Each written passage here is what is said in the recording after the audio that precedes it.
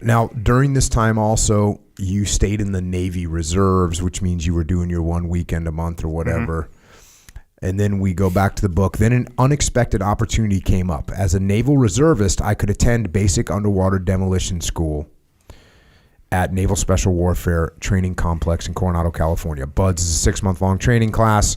Was the first part of Navy SEAL training. So if I ever wanted to become a SEAL and member of the Naval Special Operations community, basic underwater demolition school is where I had to start. My wife, Sarah, knew that being part of special operations had always appealed to me. Now this opportunity was sitting right in front of me. I had undergone training as a rescue swimmer in the Navy, so I had assumed I had the swimming part down. When I was approved to attend the 6-month BUDS course, visions of becoming a SEAL danced in my head. I quickly found out how tough it was during the first phase of training, a pre-BUDS training course that lasted around 3 weeks. From there, I went on to phase 1, which consisted of 8 weeks of grueling exercise and conditioning, topped off by Hell Week. Typically, more than half the recruits wash out. Sheer fatigue and sleep deprivation cause every candidate to wonder what his limits are. The nonstop beating that our bodies took from some of the hardest training the military has, followed by long stretches of being cold, wet, and miserable with no time to recover, took its toll. When my body broke down from a leg injury and severe pneumonia, I was dropped after 3 months of training. I could have tried again after I recovered, but I couldn't bring myself to go through all that shit again. Yeah. So what was that like, going through BUDS or attending BUDS? Yeah, BUDS was I mean, I was class 242. I have to say we were a beatdown class. That's just my opinion. You know how they have the classes where some of them are, oh man, you guys got secured early from Hell Week or whatnot. And then next class is, man, you guys are a beatdown class or whatnot. Well, we had a beatdown class, and it was intense. Everything that they talk about it. The only thing I can tell any listener who wants to contemplate that route is do it, because it's an experience that you'll never forget. They will make sure you will never forget it. 100%. So. What was the worst part, you think, for you? Because, different guys, they dislike different things. Mm-hmm. What do you think was the worst part for you? For me, the worst part actually, once I got pneumonia, I couldn't breathe.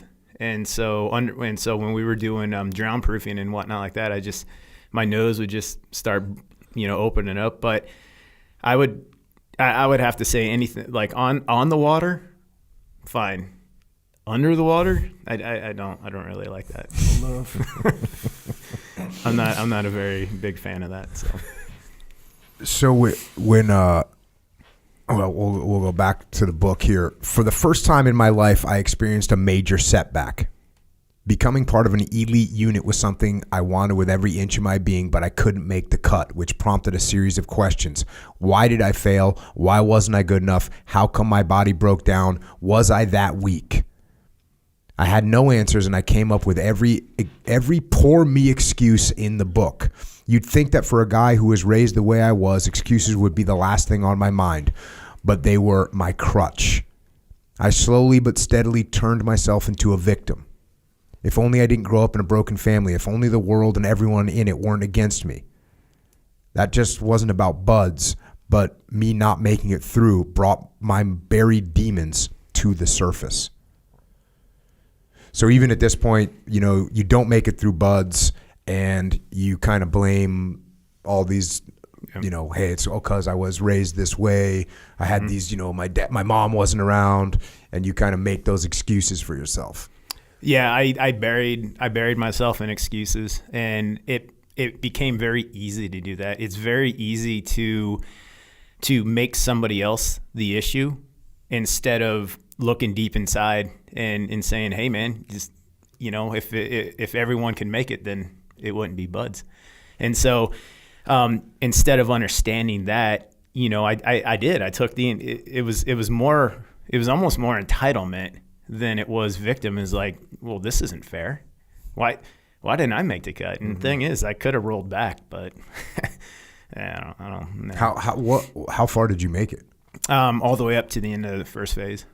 So it was, it is basically, they wanted me to go back to day one of phase one. And I was just like, And, I didn't have it in me. So, but yeah, it's one of those things I look back on, and I don't ever regret anything, but it is one of those things where I'm like, yeah, you kind of fucked that one up, So. Yeah, well, when you say you had a beat down class more than other people, it's like, I'm going to tell you, the classes are beat down classes. Yeah, they are. They are beat down classes. You're going to get beat down. I was over there a few months ago with one of my friends that still works over there, and he was like, there's whatever, there's like 100 helmets by the bell, and he goes, every single one of those guys is a stud that wanted to be. He didn't say every single. He's like, almost every single one of those guys is a total stud that showed up here thinking they were going to be a SEAL, and they rang that bell, man. And I go, it's crazy. He's like, it's crazy. That's the way it is. It's a crazy process. It's a crazy machine. Yep.